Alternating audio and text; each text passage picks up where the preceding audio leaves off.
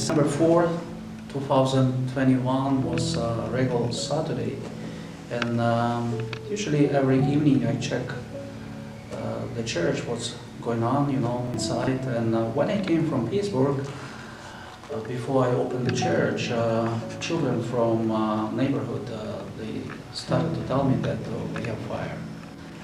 I did not notice the smoke, but when I opened the door, I saw a lot of smoke. Then I understood that this is real fire. And immediately police came, and they started to tell to everyone that this is fire.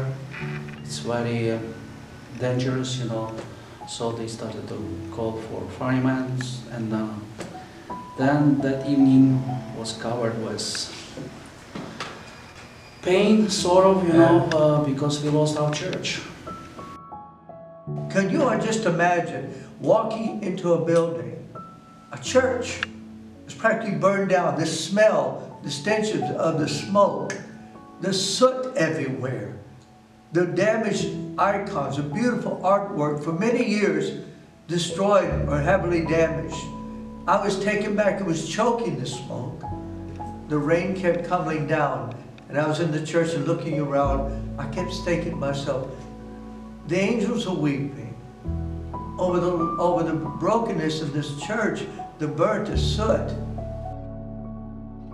I look around and I say, God, come to our aid, help us all.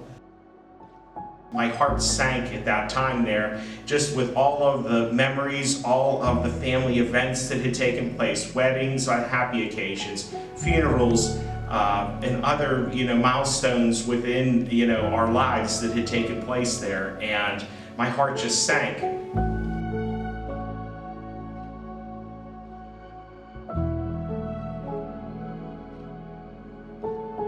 And I felt so sorry for this poor priest who had to witness it all and came to the church to really try to save the relics and save the icons. It is unbelievable, horrific it is. And I put myself in his place. What would I do? Where would I go? It's surprising and devastating.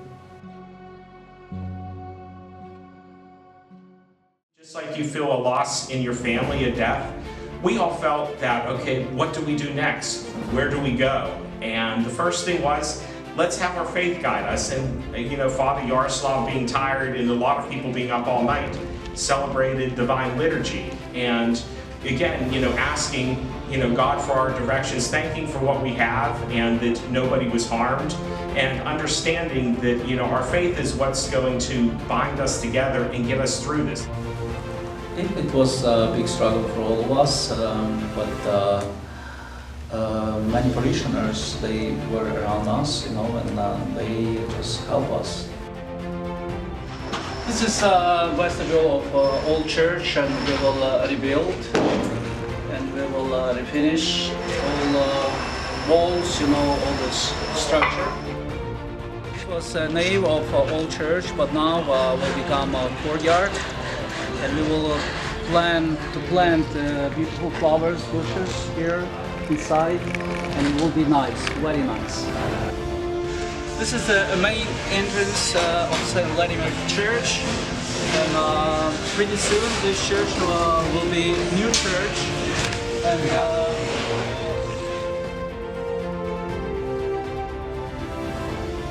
a joyful day is when we gather again, and Bishop Vladimir comes and he'll be able to consecrate the church again.